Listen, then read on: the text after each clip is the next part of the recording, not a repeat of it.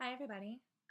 I've been running this blog on Tumblr for a long time, doing self help and helping to educate people about emotional abuse, narcissistic abuse, and psychopathic abuse. I grew up in a household with a psychopathic father and a lot of narcissistic family members around me. I think something that a lot of victims of abuse suffer is you wind up waking up later in life and realizing that because you were conditioned from childhood on to accept poor treatment, you often think that you've gotten away from your abusive family, your abusive relationship, whatever it may be. And you wind up realizing that you've still surrounded yourself with people who are also treating you poorly. This makes sense because you were conditioned from childhood on to accept this type of treatment in your life. So it's not going to be easy for you to recognize the red flags when they're in front of you. And I've been thinking about doing this video for a long time, so I decided that I'm going to talk about gaslighting. What is it? How do you know if it's happening to you? And what are the warning signs? Gaslighting actually originates from a 1940s film starring Charles Boyer, I want to say. Yeah, Charles Boyer and Ingrid Bergman. It's about a woman who is very wealthy, who winds up getting caught up with a man who wants her money and slowly drives her insane by making noises outside her door at night so that when she wakes up the next day and says, "I think I heard something," he can say, I think that you're losing your mind, my dear. This isn't happening. I was there. I didn't hear anything. Essentially, at the end of the film, she gets the bad guy, and the day is saved. But gaslighting isn't always quite so cut and dry, and it's not as easy to recognize in real life as it is in a 1940s Hollywood film. Let's talk about some of the warning signs that you could be being gaslit. Number one, if you're having an argument with somebody and you say that you don't like the way that you're being treated, you don't feel like you're being respected in some way. I realize that's a very vague statement, but let's say you have an issue with somebody. If their go-to is that you're behaving crazy, unstable, or irrational, that's a really good sign that this person isn't interested in hearing you out. And here's why. Because somebody who really wants resolution, who wants to validate you, make you feel heard, and change any behavior they may be doing that's hurting you. This person is going to listen. They're going to say, why does this hurt you? What are you looking to get out of this? What are you trying to change in this relationship? If somebody's go-to is, you're just crazy, when you come to them saying that you are hurt, that's a pretty good indicator that they're just interested in silencing you, not on actually making anything work or growing. A good relationship is one where you grow together. You learn things about each other. You wake up and realize maybe you've been doing something that's hurt the other person. You talk about it. You change the behavior.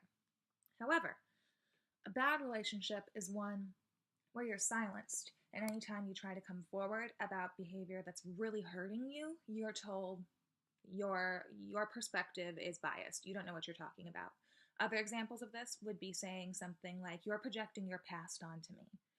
That's a pretty loaded statement, because what that actually means is that you're telling this person, not only are you crazy and unstable for saying that you have any issue with how I'm treating you, you aren't even seeing what's happening accurately because you are so biased from your past that you can't understand what's actually happening. Not good. And one of the number one warning signs that something's really not right. Using confidence to be able to sway a person to believe that their recollection of past events is not what actually happened is another really big red flag. An example of this would be that you had an argument where the person raised their voice at you, yelled at you, made you feel really uncomfortable, even perhaps scared by the way that they were talking so aggressively towards you. Let's say that you come to this person and you say, "Hey, I don't like that you yelled at me. I don't like that you were aggressive with me. You scared me." They might respond with, "Oh, you have this all wrong. I didn't yell at you. I didn't raise my voice. I think that you're exaggerating things in your mind. I think that you can't see what's happening clearly around you. I think that, you've been so hurt and broken from your past that you just can't see how much I was trying to be loving and sweet and kind to you." This seems pretty convincing at the time because often you're in a relationship with this person, you trust them, they're very close to you. So if they say, I didn't yell, I didn't act aggressively, I don't know what you're talking about, I'm worried about you, that right away turns the tables so that now you're no longer having a conversation about the treatment that you no longer wish to receive, the abuse that you no longer wish to receive. Now we're talking about how you don't see things accurately while they're happening. Therefore, nothing that you say can ever really be trusted if the person says it didn't happen that way.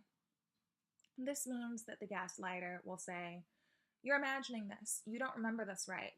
Did you get this idea from your family member, from your friend, who's been putting these thoughts into your head? I'm worried about you. It's very similar to what I said before. It's just kind of piling on more. So basically anything that can be used to change the conversation. Warning flag number 3. Changing the subject, trying to direct the conversation to anything else than the issue at hand, which is being discussed. Let's say that Jenny comes to her boyfriend, Tom, and she says, Tom, I really don't like how you spoke to my friend, and I think that we need to have a discussion about how you talk to my friends, because that's not a way that I would want to be spoken to. Tom's response might be, so, you can say whatever you want when you're hurt. You can say that I was rude or disrespectful to her, but I'm not allowed to voice how I feel. I'm not allowed to talk about what I'm saying. You're trying to control what I say. You're trying to control what I think and how I feel, and you don't get to control me. Well, it's doing 2 things at once, actually. That's isolating you from your friend. And also, that's making sure that anytime you're uncomfortable with treatment that you or friends or family may be receiving, that you don't have a leg to stand on. You can't say anything because you are stifling their freedom of speech. This can be really, really awful to deal with because it starts to make you feel like maybe you shouldn't have a problem with this. Maybe you are making things into a big deal. Maybe you are being a drama queen, the crazy girlfriend. And that's what they play upon. They play upon your insecurities because oftentimes an average person with empathy is going to be willing to look at themselves if they're told they've done something that's hurt another person. Most of us want to do that. But abusers aren't interested in that. Abusers are interested at making sure they never have to take accountability at all costs. This means if they have to convince you that they're crazy, if they have to convince you that this is normal treatment, whatever it is, they will say whatever they have to say to just flip the situation into another conversation.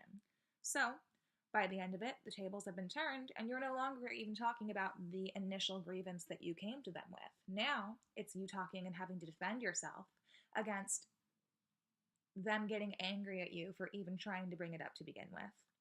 It's really toxic, and it does a lot to make a person feel like they can't trust themselves. So this is a very brief explanation of some of the behaviors that can happen when you're being gaslit. This is my first time doing a video like this. I've been running my blog, The Courage to Heal, at tumblr.com. I will link it in the description for about 4 or 5 years now. And I decided that I wanted to start making videos talking in person about a lot of the concepts that I've been tackling on there for a while. If you enjoyed this video and you want to see more, please let me know in the comments. You can like and subscribe, do whatever you want. At the end of the day, I just want to use some of the experiences that have happened to me in the past to be able to protect people from letting it happen to them. So, thank you, God bless you, and I hope that you know that you have the courage to heal.